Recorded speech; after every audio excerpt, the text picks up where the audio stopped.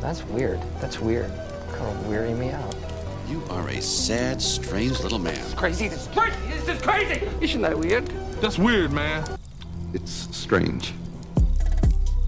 Welcome back to Camp Strange Strangers. I am your camp counselor, Alex Tobin, and it is episode 47. That was weird. I came in weird on that one. David, who are you, David? I'm David Stokes. I fucked that up real good.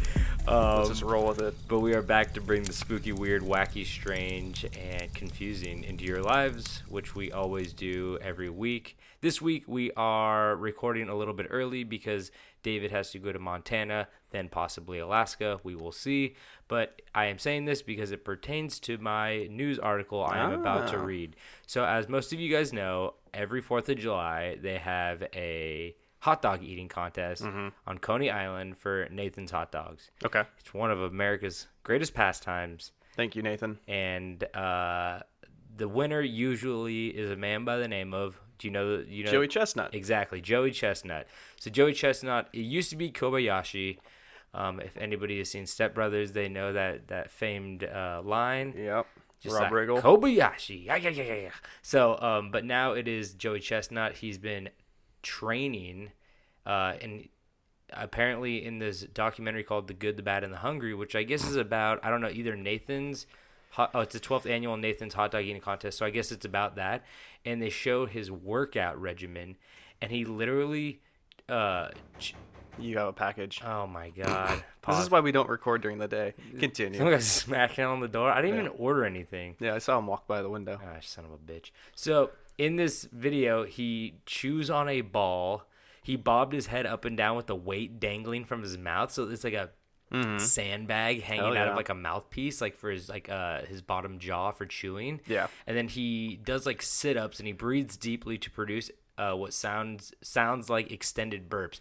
So he basically like does these weird sit-ups with just like his neck, and he swallows air. He says like 3 times going down and 3 times going up. I have no idea. I think it's like Fills the air up, and then it's easy for those dogs to slide right down the chute. Well, I think that actually is strengthening his like throat muscles instead of like expanding his stomach, because the reason I chose this article, because the article is like whatever, you kind of have to see it to be like, oh, that's kind of weird. Yeah. Everyone was like, this is strange. But the reason I wanted to bring it up is because Kyle, my old roommate and David's friend who moved to Portland, he, for a little instant, for like a stint, drove Uber or Lyft. I can't remember which one he drove, but he was driving, and this guy got in his car, and he's like, hey, I need to go to Santa Monica. And he's like, okay, cool. So he's driving him, and like Kyle's kind of looking at him in the rear view, and he's like, so why are you going to Santa Monica? He's like, oh, there's like an eating competition out there. And he's like, are you Joey Chestnut? And he's like, yeah. And he's oh like, my God. So he's like, holy shit. He's like, yeah, I know who you are. He's like, you win. Big like, fan. Yeah, he's like, you win every single year. And he's like, yeah, I do. He's like, yeah, man, sorry, I kind of need you to get there like quick, because like I literally am gonna like piss my pants. I was like, what? And he's like, yeah, I have like gallons and gallons of water in my stomach right now. So apparently, I mean, for those of you who've done a little bit of research into the eating community, the whole thing, a lot of people think that you just don't eat for like a couple days before, so you get like really hungry. But what you actually do is that you just chug so much water that it expands your stomach. Okay. And I guess Joey Chestnut almost pissed his pants in Kyle's car, which is a pretty cool story. But they were just chit-chatting. He's like, is it like, I don't know what he was asking him in particular, but he was just like chit-chatting him about like the hot dogs, and he's like, do you like doing it? And he's like, man, I don't know. He's like, it pays the bills, but like like he found something he's good at,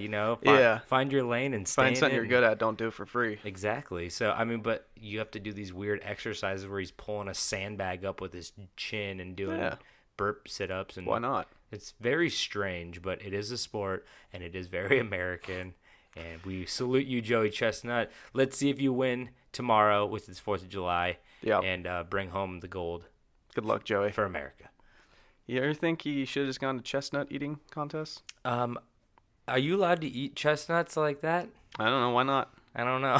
Yeah, I've never even eaten a chestnut. I know when they roast them on an open fire sometimes during Christmas time. And that's about as much as I know. I've never eaten one, though. I feel like I've had... I like those water chestnuts. Oh, those are good. Those are good. Oh, by the way, this is a little bit sad, but you know they have like many like different eating contests. Apparently, like at was it my college or is it somebody else's college? I don't remember. I didn't know who it was, but I think it was my college. They had a pancake eating contest at this like sorority. Oh, I saw that. Yeah, I don't know if this was at San Diego State. I don't think it was. No, it might not have been. I don't remember. But this girl entered and they were like doing it for like fun or charity, and she choked to death on a pancake. Yep. It's like, so you really got to be careful when you're doing this kind of thing. Like, don't just try to go into it like, oh, this is kind of professionals. Fun. Yeah, exactly. And you could choke on anthropod parts like we talked about earlier in that cockroach eating contest. You can choke on anything. Yeah. There was that one lady who was in the water drinking contest. Oh, hold your wee for a wee?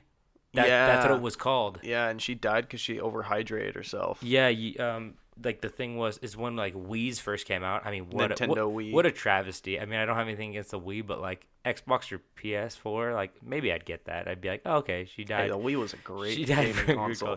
But she drank it like gallons and gallons of water, and whoever drank it all and didn't go to the bathroom first won the Wii. And she ended up dying from that, which is insane. Like, I've never even heard of anybody dying from holding in their pee, but you could die. Well, I think it was overhydration. It wasn't the pee. Oh, she, like, drowned, basically? Kinda. Like, oh, my God, that is terrifying. Well, I mean, if you pee, then it would probably help with getting the water out of your system, but who knows? Who knows? Anyway. All right, so my news story, I didn't really find so much of an article, but a video, and it's Florida inmates use their criminal skills to rescue a baby locked in an SUV. Whoa. And it looks like it was a roadside cleaning thing, when the inmates go out and they clean out. Like the orange vests. Yeah. And they found a baby in a locked SUV, and it was really hot. And so the cops were basically just like, all right, like, do your shit. Really? Yeah. And the cool. cops just stood there as like tons of these inmates just broke into this SUV and pulled a little baby out. You know what's the best part of that? That they shimmied, they Slim Jim the door, and then the woman or the guy who owned the baby got back, and they're like, "Here, we got you a vest." And like, yeah, like you're coming with us. Start picking up trash, motherfucker, because you're coming to jail with us. It's great. They're all wearing these like white and black striped suits like you would see in a cartoon. Oh no, wait, this is Florida? Yeah. Oh wow. Okay, that's interesting because I feel like that doesn't happen anymore. It's usually orange jumpsuit, like holes. You got digging up some holes or something. Yeah. But, picking up some trash builds character. But yeah. And holy shit, that's crazy. Cops usually just like smash out one of the windows that's not closest to like the animal or like the baby. Yeah. But if you could, if you can just break in, then yeah. Yeah. I bet the cops are just like, let's see how good these sons of bitches are, like yeah. They're like, it's kind of like when you're on a plane and somebody faints, like, do we have a doctor? There's like, will anybody fucking break into cars? Who's here for Grand Theft Auto? He's like, I am. He's like, here, Tim, step up. Yeah. Got you this little hanger. Here, see what you can do. I think they used a coat hanger. Did they? Probably ripped it out of the garbage they picked up on the side of the freeway. Exactly. It's pretty cool though. I wonder if he got any time off his sentence. Maybe. Because they do that, but they could also. He's like, I murdered 10 people. They're like, Tim, we can't take any time off. Here's a nice dinner. We give you a Snickers. Yeah, yeah, exactly. But that's cool. Good on Tim. I made up his name. Yep. Saving babies and busting cars and cleaning the highway. Yep. Very cool. Okay, well, I think we're caught up on our news this week. Yep. And before we get into these stories, I'd like to remind you that we are sponsored by Spring Hill Jack Coffee Company. Better coffee, better people. Papa John's. Papa Spring Hill Jack. Papa Jack. Actually, that's Spring Hill Jack's in the house.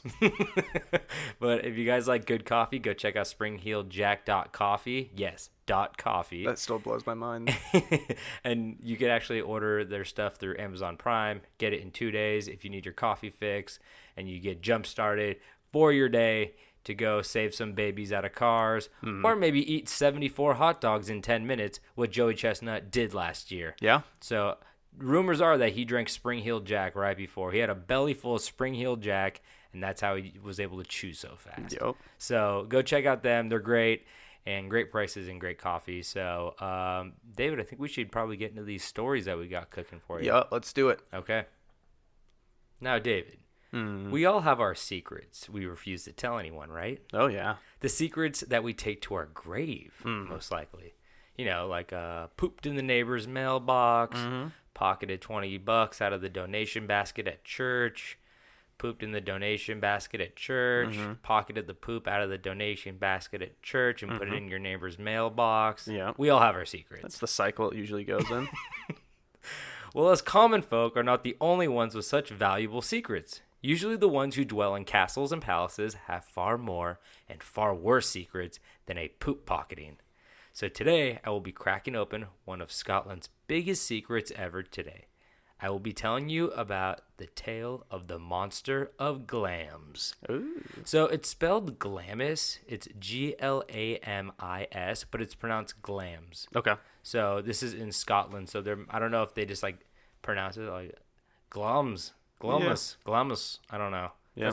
I'm offending Scottish people right now. But David, what's your biggest secret before we get into this? Are you breathing in there? What are you doing? Yeah, what is that noise? That was my inhaling of thinking. I don't know what my biggest secret is. Very convenient. Okay.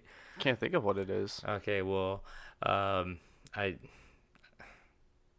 nothing. I can't think of anything. You're just an open book. Okay. Yeah, well, you may or may not have a monster in your house, just like this Glamis Castle. So Glamis Castle was built in Angus, Scotland in 1372, which was very weird to write. I didn't know anything was being built back then, especially a castle. So actually, I bet a bunch of shit was being built back then. But it makes it almost 650 years old. And the castle itself was built by Sir John Lyon as he transformed a royal hunting lodge into the modern-day castle you see today, starting with a central tower and working out walls around it, where in some places the walls are 16 feet thick, which is pretty impressive. That's for dummy a castle. thick. It's dummy thick. No cannonball's gonna pierce that. Also, I think they like reference Glamis Castle in Shakespeare's Macbeth, but like everyone's like, oh, they reference it in there, but they're like, oh, it's not historically accurate at all. So I think he just was like, hey, this is a historical castle. Let me throw it in my book, because I don't know. That's just Shakespeare. I did a Macbeth play in middle school. Did you? I was a tree. You were not a tree. Yeah. Were you really a tree? And then I worked the lights. I didn't want to be in the play. They're like, you have to work the lights. And he's like, I'm in the tree costume. They're like, work the lights in the tree costume. Okay, we don't have enough. Branches are sticking out of the little window. You're making a nice Cucaloris. Yeah. Oh, that's nice. So the Lyon family has resided in its walls since the 14th century and made sure to build a castle strong enough to withstand any attack from nearby enemies. It was also very common for royal families to build a secret room in the house only the Earl and the Countess knew about. So the Earl and the Countess are basically the king and queen of the castle. Yeah, I've seen one of those rooms before. Have you really? Yeah, when I was in Prague, we did a tour of a castle, and they like let our student group like go look at this like secret room. It was really cool. So the reason they have a secret room, so in the case it's where you hide your pornos. No. Earl's like, your Sour Patch Kids, so your kids can't eat them. I'm going out on a walk. Now you're going to the secret room again. Bitch, I'm going out on a walk. I'm not going to the secret room. Anyway, so in the case of a breach by enemy forces, the highborn could run into the hidden room, avoiding capture or worse, death. With 16 feet walls, the hidden panic room was extremely convenient. But some may also say that the room is so isolated, hidden, and impenetrable it is not only good for keeping things out, but keeping things in. So basically this is an old panic room. Yeah. Panic rooms are the modern day hidden room, Yeah. Which is actually just pretty brilliant because castles are so like curvy and windy. Yeah, and it's they easy always to hide shit in there. Exactly. So it does make sense. Some and dungeons. Dungeons are cool. Torture rooms. Torture rooms are cool. Yeah. Anything you want. You can put whatever you want in that room. A bowling alley. What? Yeah. A movie theater. A snack room. Sure. A snack room. A little secret hot tub. You can't eat snacks in the bowling alley or... No. They need separate rooms. You're going to get the stone seats all fucked up. You're going to get the sugar all over the place. That's how you get ants. That's how you get medieval ants. And that's how you miss a perfect strike. The perfect game. Anyway, so in the year of 1820, many years after it was built, Thomas Lyon Bowes, Lord of Glamis, and his wife Charlotte Lyon Bowes decided to try for a child in order to secure an heir to the throne for the family. And by 1821, a year later, Charlotte gave birth to a little baby boy by the name of Thomas, after his father and his father, which is really the worst part about doing any historical bullshit, is that they are not clever at all, just like Game of Thrones, where everybody just names them after a grandfather or a father. So, like, you're confuses the shit out of us. Aegon the Third and, Thomas the Sixth, and you're like, oh, come on, like, anything else, but they think like there's power in the name and stuff like that. So but like I said, names are confusing because we have the heir. Names are so confusing. Because he was the heir to earldom of Strathmore and Kinghorn, but they go by the last name Lyon. So I don't know if they're a Lion or a Strathmore, because sounds like they were lying. Heyo. They might have been, because like in numerous things they're like, oh, he's a Strathmore. It belongs to the Strathmore family. And then another one they're like, it's the Lion family. And then it's like also the Bose family. So who fucking cares? It doesn't really matter. I'm not going into historical accuracy of their names, but what they did. So what is known is that Thomas the baby, was born on October 21st, 1821 at Glamis Castle in Angus, with the official record stating the horrible news that the baby boy died on the very same day he was born, crushing any hopes of the heir to the family throne. The family was devastated and buried the son without a grave marker, which was very actually common because there's such a high like infant mortality rate that they didn't even bother like doing gravestones and stuff. They just huck them in the pothole and fill it up. They just set up like the T at the 20-yard line, and then they form a line and they eat them. They eat them to the goalpost. Yep. That's very fucked up. Okay. Although some believe this, that the baby was born. I mean, that the baby was died. No way. They believe that the baby was born, but many believe also that the baby died. But there's another story to tell of what happened that day that many people actually believe happened. So the midwife that was there the day of the birth confirmed that there was a baby boy that was born, but that the baby was in perfect health on arrival, except for one cosmetic exception. No nose. It was Snaggletooth? It was Voldemort. No ears. No. No head? He had no head. How did you know that? His face was built into his torso. Yeah. No, Looks like SpongeBob. That is SpongeBob. Wow. She states that the baby was so horribly deformed and twisted that it was clear to see that the child would never be allowed to inherit the title or the throne. So they named it David Stokes. Heyo. They didn't name it David Stokes. But she said it was just so twisted and fucked up and deformed that the parents were like, obviously, we can't.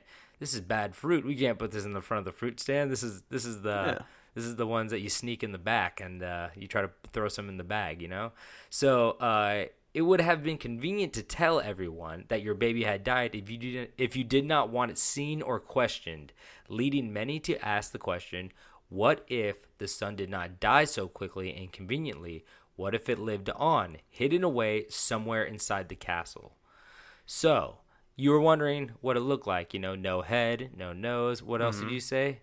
No ears. No Snaggletooth. Snaggletooth. I feel like everybody had snaggletooth back then. You know? But so what this Monster of Glamis might have looked like has been the subject of debate. There are tales of strange shadows seen on battlements in a part of the castle known as the Mad Earl's Walk. I mean, I wouldn't want to hang out in that part of the castle, honestly. Mad Earl? My name is Mad Earl? Merle? The Merle's Walk. So, a story dating to about 1865 states that a workman at the castle unexpectedly came upon a door and opened it into a long passage. Venturing in, the man saw something quickly move at the far end of the corridor, and on reporting the circumstances to the clerks of work, he was pressingly encouraged to immigrate to Australia. His passage paid for by the Earl himself. Other 19th century accounts referred to the monster as a human toad. Oh, I think I say human toe. I was thinking of those things from Spy Kids. I've seen.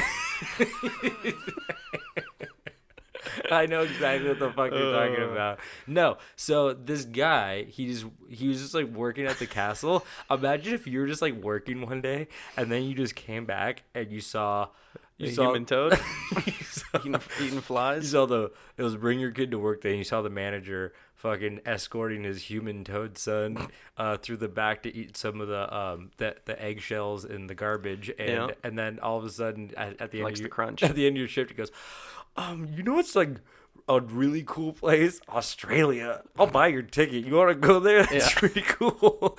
So it's on the house. He fucking saw, you want to go on a long vacation? He saw this human toad boy, and the boss is like, hey, he must like big bugs. You know what place has big bugs? Australia. He'll eat like a king. So yeah, he just is like, hey, you should definitely go to Australia and never come back here and never talk about my toad son again. But not toe son. He was a toad son.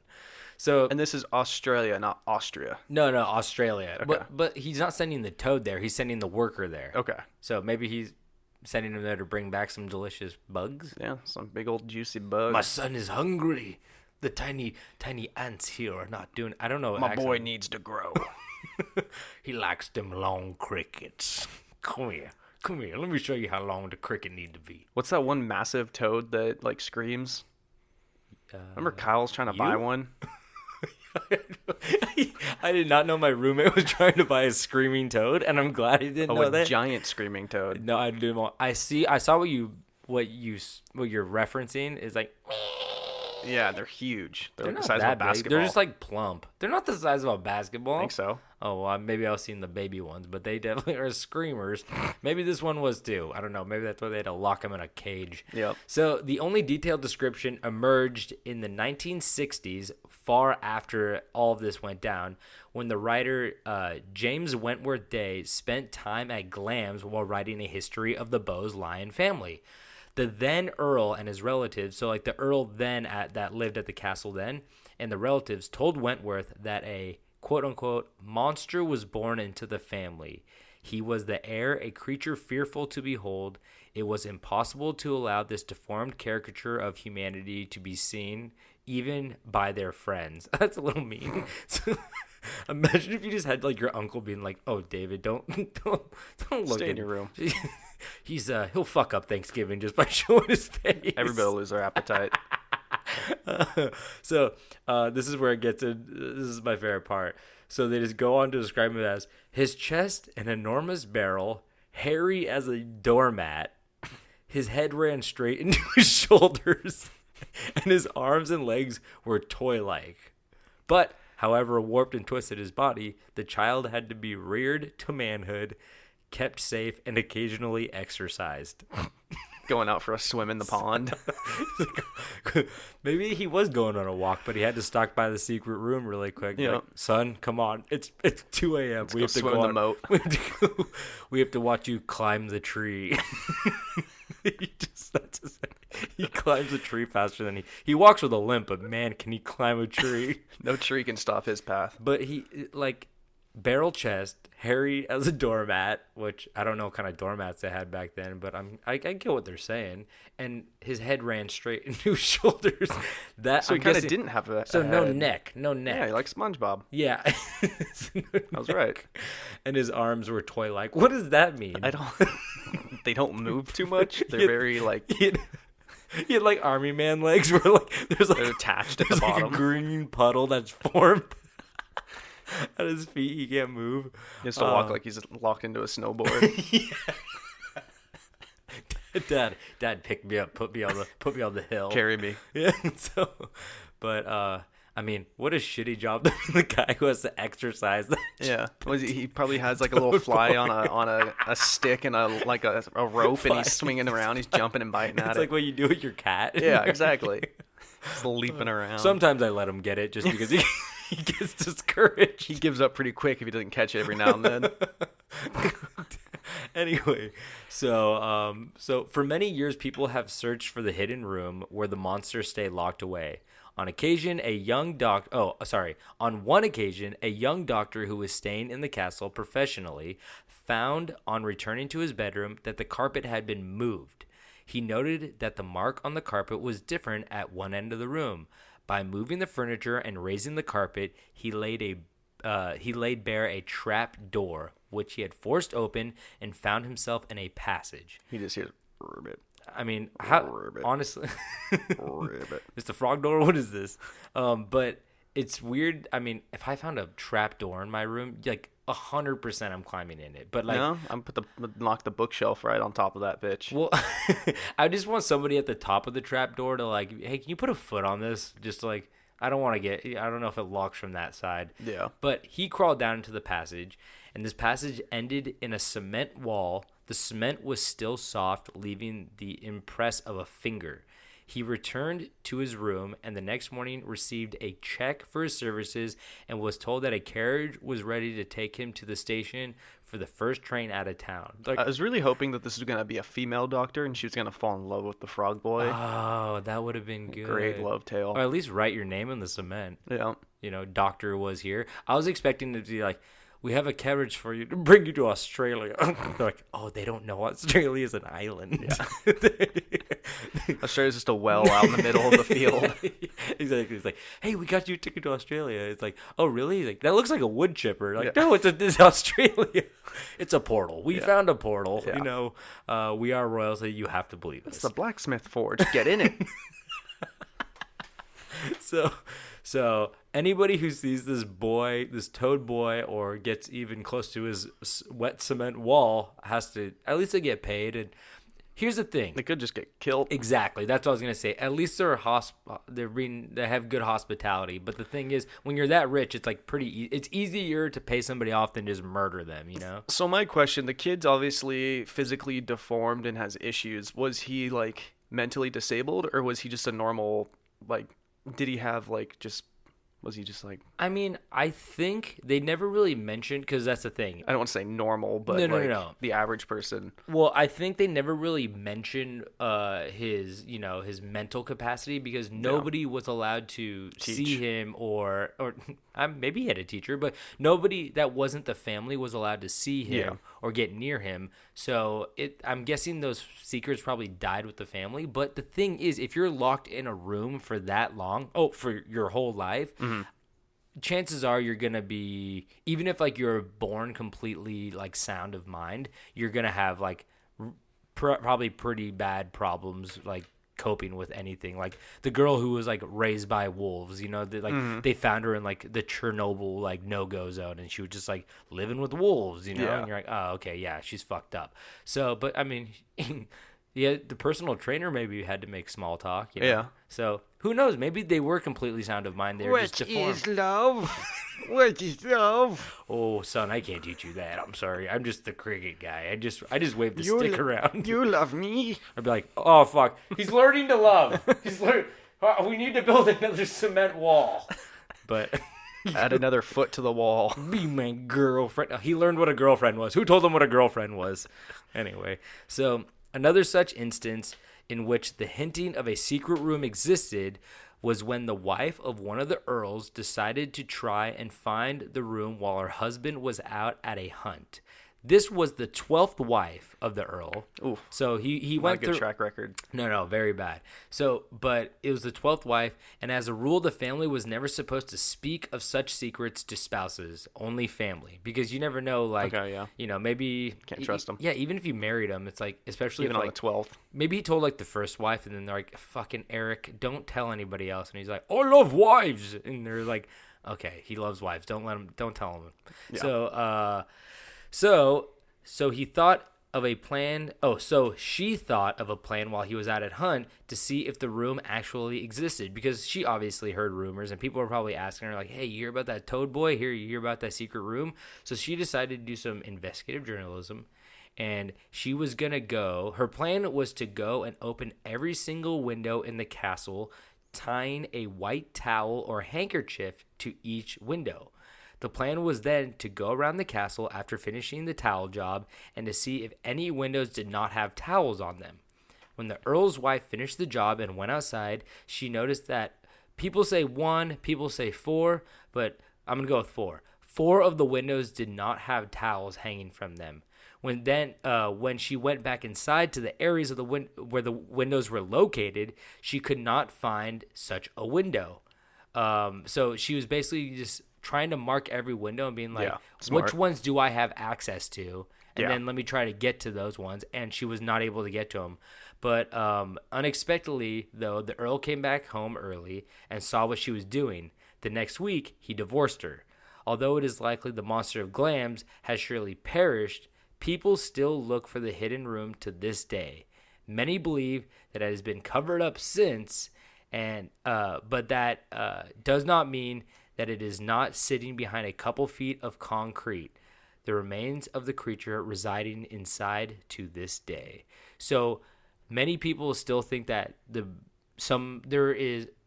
might be a hidden room, but they believe that there's multiple hidden rooms. Yeah. And they think that it just got the bowling alley. Yeah, when he died, they just they just covered it up. They just put like a cement wall or a couple of walls. Why not? And nobody would ever find it. They might not ever find it unless the castle is even destroyed. I mean, shit, isn't there a way you could probably do like a scan of it? Honestly, yeah, maybe like a sonar type thing now, and to see like what happens. But I don't even know how the technology works with like 16-foot. Yeah, I've seen a few walls. movies. I think Iron Man could find it. They would try digging a tunnel underneath the castle and coming up through the secret floor. What you do is you pour water at the highest peak and you see where it goes. That's another great good trick to do. But so he divorced her right after they found out the little towel job. Yeah. But she did a total paint job after. She's like, we're done. He's like, can I have my towels back? And he's like, no, we're keeping the towels. And he's like, shit. She's like, well, can I get a ticket? They're going to Australia. Yeah, but can I get a ticket to Australia? They're like, yeah, but it's your ticket's at the bottom of the fireplace. Yeah. Like, okay, I'll go get it. But David, this is the part, my little send-off part, is where I think you will be the most interested, and this made me the most happy to find this little nugget of information. Yeah. And I feel like it epitomizes our podcast. Okay. And everything comes full circle. Beautifully. So I want to leave you with this last little bit of information. Like I previously stated, the creature within the secret room of Glamis Castle was not seen by many, but the ones who did see it described it as half frog and half human, some kind of reptile hybrid. And although this story is very old, it still seems to echo throughout the homes and bars of the UK to this day, and that is because of one reason in particular. Thomas Lyon Bowes, father to the Monster of Glamis, is not only father to a half-frog man, but is also the great-great-grandfather to something much worse, something that took generations to perfect, something that can blend in with humans with ease, something that holds some of the highest power in the world. Thomas Lyon Bowes is the great-great-maternal grandfather to the notorious lizard queen herself, Queen Elizabeth II. There you go. Exactly. There you go. We cracked it wide open. Literally, they're giving birth to reptile children, and now they just finally figured out, like that was just been going for centuries. That was a bad frog right there. Yeah. They're like, oh, this one looks way too much like a frog. Yeah. And then never gonna blend in. Yeah, and then Queen Elizabeth came out, and they're like, oh, this one's perfect. Like you can blend in like no problem. Keep feeding her babies. So for those of you who don't know, this podcast, we definitely believe. If you check out the episode Queen Meat featuring David the Coward, we crack open the whole story of why the Queen Elizabeth II, is actually a lizard person who is controlling the world. Mm-hmm. So if you guys want to go check, you could thank David the Coward for that. He brought this story to this podcast, and it has been a staple ever since. That is episode 23. Yeah, so it's pretty crazy. When I found that out, I was like, oh my God, this is like too serendipitous, you know? It's too deep for us. We're going to get taken out. You know, this Queen Elizabeth didn't get the room, you know? She got the whole damn country. She was allowed to exercise wherever she wanted. Yeah, exactly. She got the whole damn country. So that is the story of the Monster of Glamis. Incredible. I do want to go check out that castle if I ever go to Scotland. Do you have any... Did you get, like, maybe drawings or images of what this guy looked like? You know what? I didn't Google it yet. I wanted to. Monster of Glamis. It's Glamis spelled out. And I mean, we're gonna find some. Oh shit! Okay, I got. What is Humpty Dumpty? Oh, there is a picture of Sloth from the Goonies. Yeah, I see that too. So I mean, but I bet there's some great artist representations. Wow! Oh my God! Did you see the one with like the red face? Is that the one you're looking at? No, I'm looking at the one that looks like it was drawn by a 5th grader, and it's this little chunky guy who's hairy, and the image keeps popping up. Like this guy right here. Yes, but they have you can get a throw pillow with that image on it. I'm gonna copy that one and send it to you for your hidden room, so they can know what this hidden room is for. If anybody walks in, there's no confusion. But we are definitely gonna post these pictures up on our Instagram, so you can go follow us at Camp Strange Podcast on Instagram and check out what this little boy look like, and what he supposedly looked like. But it's not good. Yeah, no neck having ass. It's bad. Feet sewn together ass. He's not as green as I expected. Hairy ass. Yeah. Anyway, he's on his green. Yeah, I don't know. Maybe that's like frogs look different back then too. Yeah, it's rough. That's for sure. Anyway, that's my story of the Monster of Glamis, and Queen Elizabeth is still kicking today. Lizards live for a while. Yeah, you get them in the right sunlight. Yeah. Mm-hmm. Anyway. All right. She loves Australia. Yeah, she does. That's her eating bugs. Oh, okay. It's like a Yoshi-esque type thing got going on there. Yep. Okay. Yep. So today I will tell a tale of legend, gold, and death. Ooh. This story would be no other than the Lost Dutchman's gold mine. Ooh, the Lost Dutchman. Is that like a pirate lore, or is this a different Lost Dutchman? Well, do you know what Dutchman means? He's from Deutschland. Do you know what Deutschland is? Is that Germany? Yeah. So this mine was named after a German immigrant, Jacob Waltz, who allegedly found the cave in the 19th century, and he since then kept the location a secret. Ooh. The name, the Lost Dutchman's gold mine, comes from the fact that Dutchman was a common American term for a German person. The Lost Dutchman is more than likely the most famous lost mine in American history, and people have been seeking the Lost Dutchman's mine since at least 1892. Okay, so I thought this was in Germany. This is in America. Yeah. Oh, okay. And it's believed that around 8,000 people annually make some effort to locate the mine. Oh, it's like D.B. Cooper's, lost treasure. Yep. So it is believed that there are a total of 4 legendary Lost Dutchman gold mines in the American West. Wait, there's 4? Yeah, but there's one major one that people are looking for. Okay. So the main one they're looking for is in Arizona, and it's believed that the other ones are in Colorado, one in Colorado, one in California, and 2 in Arizona.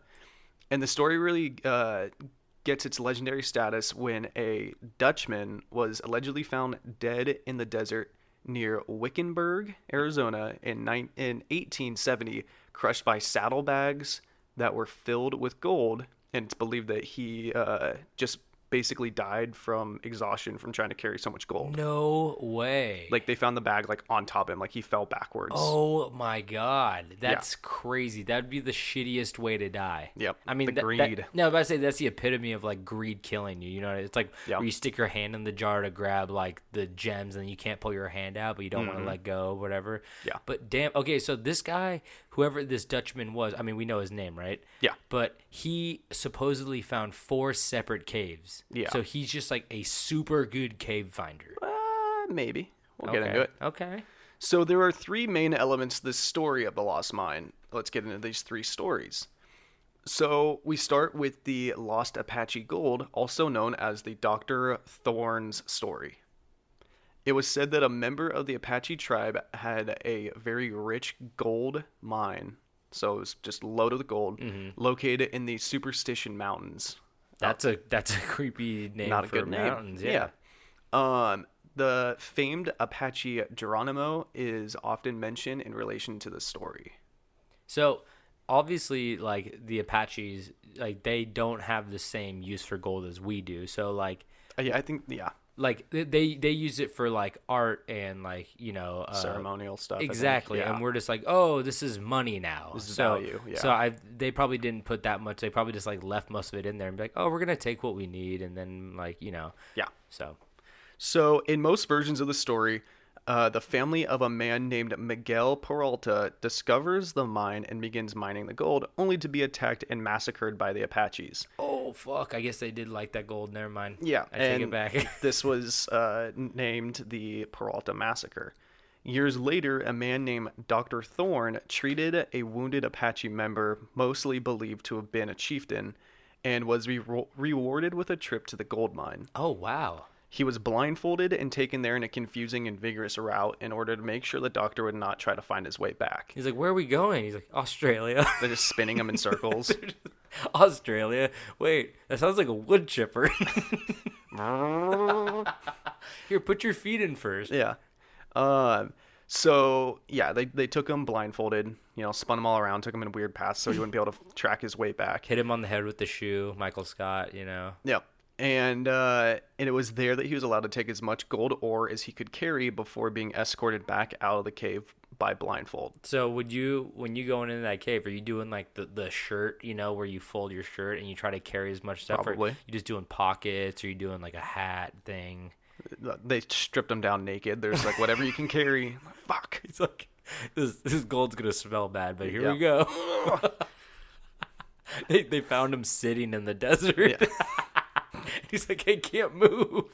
So later the doctor said he was unwilling or even able to relocate the mine, accepting the gift that he was given and not wanting to try to cross the Apache. I'd say, yeah, he probably got it. He probably grabbed enough. Like, yeah, a little bit of gold goes a long way. Yep, take what you got and just bail. Yeah. The second story about this legendary mine is called the Soldier's Lost Gold Vine. Or vein. Vein. Oh, sorry, vein. Yeah, I've heard of like a gold vein. That's like when gold is like in, like there's a streak of gold in a rock or something like that. So U.S. soldiers were said to have discovered a vein of almost pure gold in or near the Superstition Mountains. Where are these Superstition Mountains? In Arizona. Oh, Yeah. okay. Outside Arizona. And they're still called that? Yeah, I believe so. Okay. The soldiers were alleged to have presented some of the gold, or not presented, but taken some of the gold, but it said that they had all died or simply vanished after finding the mine. Oh, fuck. I bet the Apaches got them again. Yeah. I mean, because they'll let you in if, like, you do something for them, but if they find you in there, there's, like, get the fuck out of here. Exactly.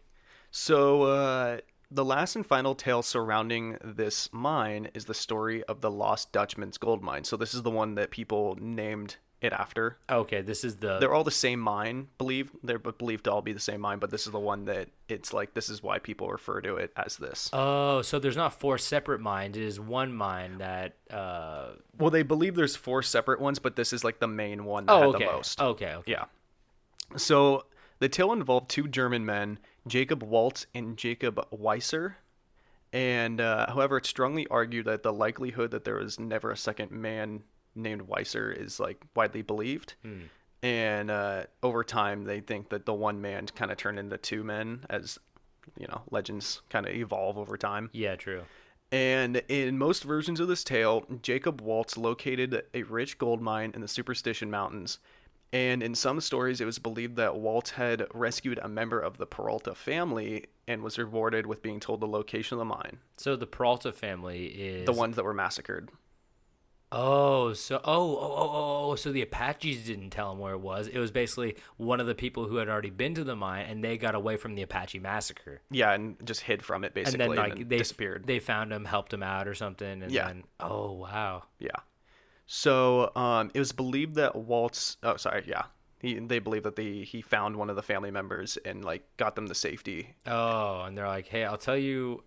Thanks for saving me. Here's the place I almost got killed. I was about to say, like, if you come out of there and you're like riddled with like arrows, and you're just like, oh, thank you so much. Hey, you want me to tell you where I got riddled with these arrows? And they're like, I'm good, actually. Yeah. So Weiser was said to be attacked and wounded by the Apaches, but survived long enough to tell a man named Dr. Walker about the mine. Waltz was also believed to make a deathbed confession to his caretaker, Julia Thomas, and drew a crude map to the gold mine. Oh, okay. So he died, like, even though they saved him. Yeah, he eventually dies. Ah, shit. This is like 1850s. Do you think you got any gold out of it? Do you think, probably maybe like a pocket full? Well, we'll talk a little bit more about Waltz. And so he was in the U.S. around 1848. Where he declared himself to be about 38 years old. Okay, I declare. Yeah, because when you're immigrating back then, it was kind of like, this is my name. I'm like kind of this age. He's like, They're just like, yeah, whatever. I'm 13. He's like 75, and he's like wearing a backwards hat. He's like, I'm 26. Yeah. And everyone's like, are you? And he's like, yeah, look at that. I can do a kickflip. Shatters both his legs. Leave me in the desert. So a man named Jacob Walls was born in Wittenberg, Germany in September of 1810, and it's believed that that is the same man. So when he came over, he added a T to his name, Waltz. They do that, yeah. Yeah. And it was back then it's difficult to find documentation of people just because they don't got no laptops. That's why. Yeah. And they got no GPS on their phone. Yeah. So Waltz relocated to Arizona in the 1860s and stayed in the area for most of the rest of his life. Waltz moved to Arizona for one thing, and that was gold. He pursued mining and prospecting, but seemed to have little luck with it. So, like, he was trying to be a gold miner and shit, but couldn't really do it on his own until this 49er. Yeah, until this story kind of crossed his path, and then he hit the jackpot. I mean, think of all those people who are just like, I'm gonna be a gold miner. You know what's really weird? It's like, I'm gonna be a director. I was about to say it's very similar to be like, I'm gonna be an actor. I'm gonna go make it, and you're like, what happened to those people? And be like, oh, they all died in the Arizona desert. Yep. And they found them all dead with gold on their chest. Like, well, they did pretty well, I guess, before they died. So the Sterling Legend by S.T. Conister reports that a Jacob Waltzer sold about $250,000 in gold to the U.S. Mint during the 1880s. Did his name just change again? I think he changed his name again because he was like, if I'm going to sell all this gold, like, I'm going to put a little something extra in my name. Exactly. It's like if you win the lottery, you go and you take the check with, like, you wear a mask so no one knows, like, you had the check. Exactly. And so when Waltz died, they said he had about 1,500 on him. Oh my God! And that's like, what year was this? That was he died in 1891. Okay, so this is even before the gold rush. No, after. Yeah, after the gold rush, because 1849, right? Yeah. Okay. So basically, yeah, he had 250,000 and ended with 1,500. So it's even a possibility that, like, this money is also hidden somewhere. Oh. It'd be kind of hard to spend that much money back then. That's a little D.B. Cooper-esque. Yeah. Okay. So Waltz bought a farm with what he earned. That was about 160 acres near Phoenix until a catastrophic flood in 1891. Oh. Waltz's farm was destroyed in the flood, and it was believed that Waltz contracted pneumonia from the flood, and Waltz died on October 25th, 1891, after being cared for the Julia Thomas I mentioned before. So he didn't even say on his deathbed, like, where the gold... Because he gave her a crude map. Oh, that was the crude map. Yeah. No, that was to the mine, not to where he buried his gold, right? No, that was just to the mine itself. Okay, well, he already got a bunch of gold. Yeah. You would think that he definitely buried that somewhere, right? Yeah, probably. Because he probably didn't have, like, a safe. I mean, if they did, they would have cracked it open by now. So it's probably on that, like, land, or maybe just out in the forest somewhere. But yeah, I mean, obviously that's why he has so much money on him at a time, because he probably goes to that where he buried it and then takes like 1,000 out at a time. You know what I mean? I have a hard time believing he spent all that money. No way. I mean, land in Arizona, nickel. It's a nickel. Yeah. It's a gold flake. Yeah. So with Waltz dead, this is where the story follows an amateur explorer and treasure hunter, Adolf Ruth. Ruin that name. Yeah. Come on, Adolf. So Ruth disappeared while searching for the mine in the summer of 1931. His skull with 2 holes in it, identified as bullet holes, were recovered about 6 months after he vanished.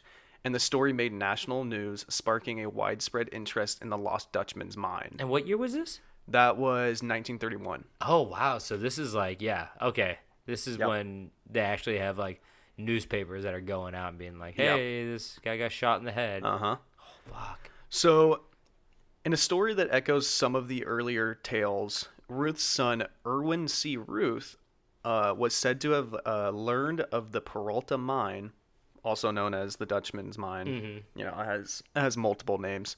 So he learned from the mine from a man named Pedro Gonzalez, who apparently was a descendant of the Peralta family. And according to the story, in about 1912, Irwin gave some legal aid to Gonzalez, saving him from almost certain imprisonment. In gratitude, Gonzalez told Irwin about the mine in the Superstition Mountains, and gave him some antique maps of the cave. Irwin passed the info to his father, Adolf, who was a long-time enthusiast of like lost mines and hunting for adventure. Hell, I mean, aren't we all? We just don't have the resources. Exactly. If someone handed that shit to me, I'd go for it. I'm an enthusiast for caves full of money. Yeah. I'd be like, oh, that's not really my thing. I like stamps. Yeah. Like, oh, okay, well, you have your stamps. If they have rare coins in there, maybe. Do you get any silver dollars? Adolf had also badly broken several bones in his leg while seeking the lost Peg Leg mine in California, and had metal pins in his leg and walked with a cane. Kind of ironic that he just jacked his leg up looking for the Peg Leg mine. Yeah. Fucking idiot. So Ruth set out to locate the lost Dutchman's mine, ignoring his son's pleads that he was in no shape to be in the Arizona desert, searching in the hills with, a walking cane and a jacked up leg. Yeah. Not to mention he was also 66 years old. That's like Harrison Ford doing an Indiana Jones movie right now. It's like, Yep. Really? Yeah. It's like, come on. Just stop. Pass the torch. Just stop. He already did to Shia LaBeouf. He did, yeah, but now he's crazy. He got the curse of the crazy skull. Now he's just an indie film guy. Yeah, I kind of like Shia LaBeouf still. He's great. No, he's good. So Ruth set out for a 2-week search for the gold mine, but did not return when scheduled to. Oh, no. And there was no trace of where he went.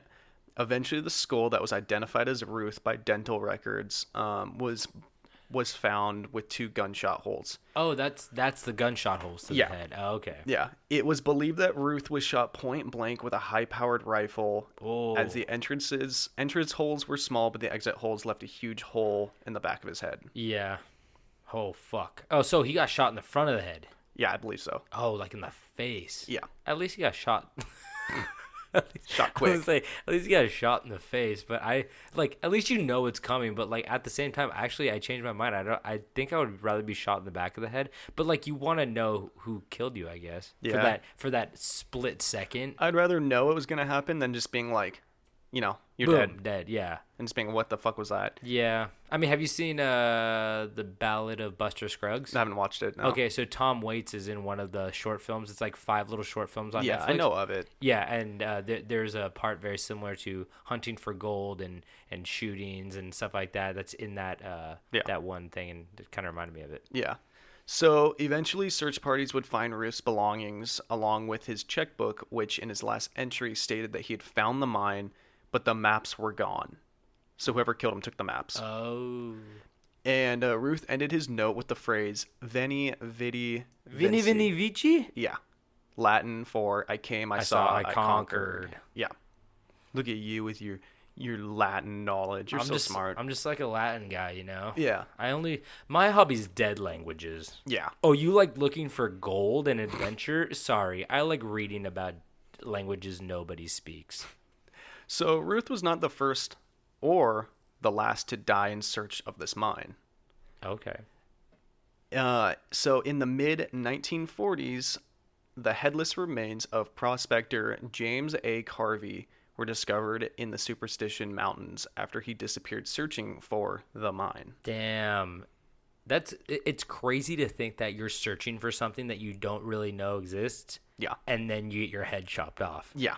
That's just like me being like, I'm going to go find the thing that rose through in the ocean. In Titanic. Yeah, in Titanic. And then be like, I got ate by a shark. Yeah, exactly. It's like, it's a movie, right? Yeah. And be like, it might be down there, though. It might be. It's still at the bottom of the fake ocean at the studio at the lot. WB lot. Yeah.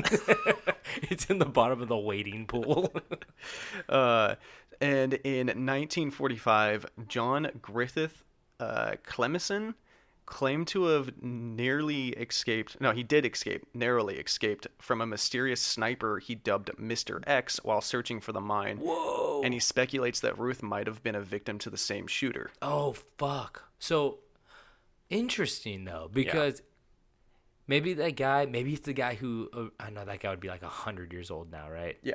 Yeah, but like, still, maybe it's like a mine that he passed down to like somebody in his family, and they protect the mine. But still, like, wouldn't you want to like clear out the mine as quick as you could? Yeah. I mean, there would be nothing left in there. They're like, it's still growing. You can't harvest the bush yet. The gold bush. I water the vein every day. Okay, so in late 1961, George Conrad Moeller had returned to into the Phoenix area, telling his friends that he had found the mine, but he needed help mining it and carrying the gold back with his friends. But in preparation of setting out to the mine, Moeller died from a heart attack. Oh, no. So his friends never found it. In December of 2009... That's why you got to go on a jog. Yeah. Can't be doing that, especially if you got mind maps. Yeah. Mind knowledge. Yeah. You got to stay healthy. So in December 2009, Jesse Kappen, 35 at the time, was obsessed with finding the mine.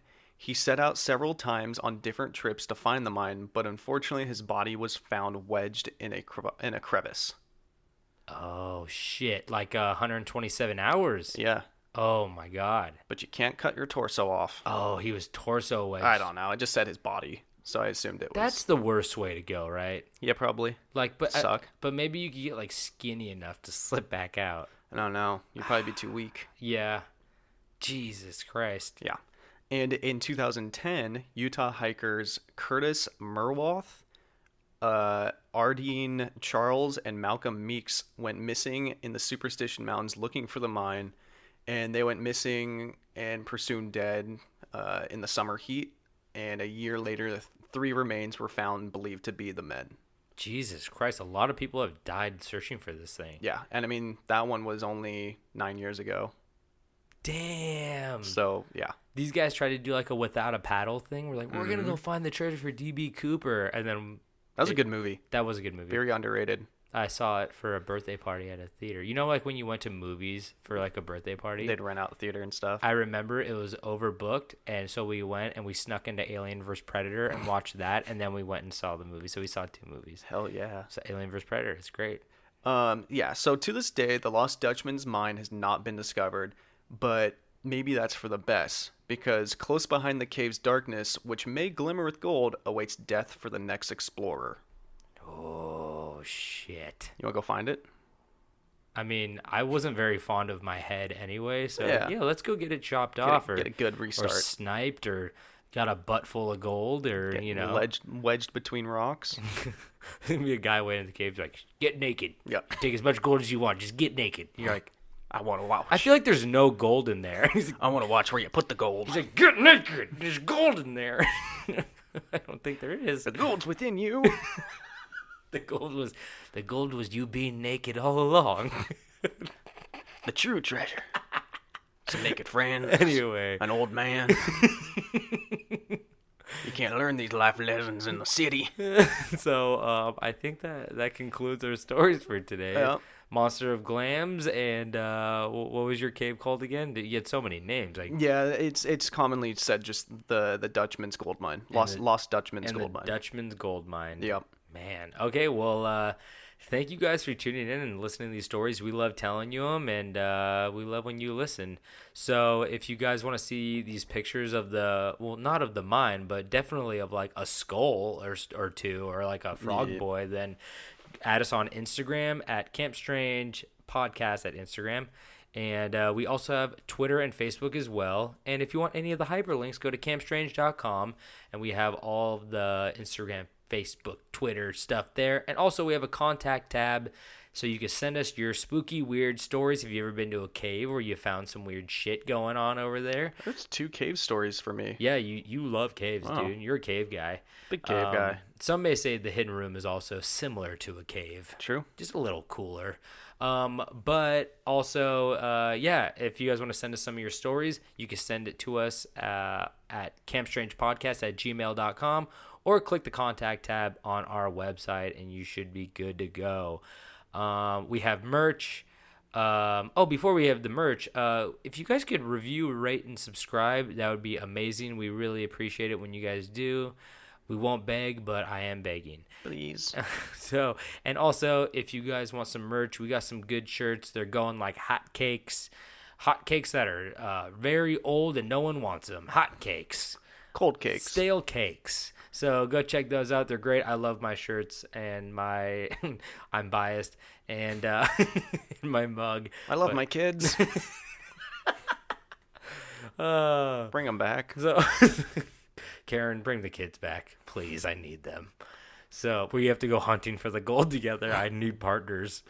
Anyway, those tiny fingers get into those holes. So David, what else do we have?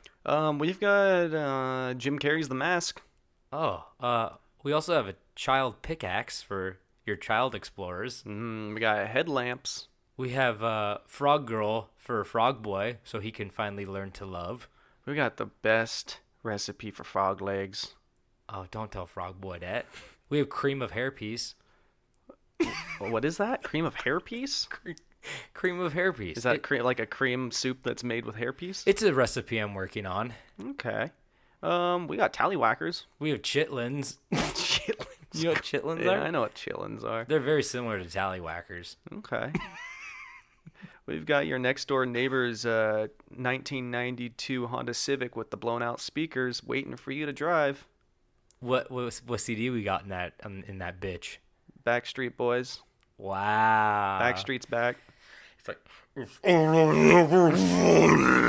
It's like blown out. That was sounded like a metal cover of it. But we have a metal cover of every pop song. We have which is a thing on YouTube. We have my Rasta cover band of Nickelback called Nickel Sack ready for you. We got all the hits. And we also have a Rasta cover of Nickelback called Gold Butt. Gold Butt. Because you have nickel sack, but hey, if you check the butt, it's full of gold. I think that's it. And I think we're going to end it there. Yeah. All comes full circle. Yep. We have a lizard queen too. And that we actually do have. We don't. So no, we don't. Our brothers across the pond do. Yeah. So you guys keep tabs on her. Watch her. Always keep a fly in your Make pocket. sure she's not going to Australia anytime soon to replenish, you know? She just gets stronger over there. Anyway, thanks for tuning in, guys. We love what you do. And David, do you have anything to say? De-wing your flies before feeding them to the queen. Don't forget to stay strange.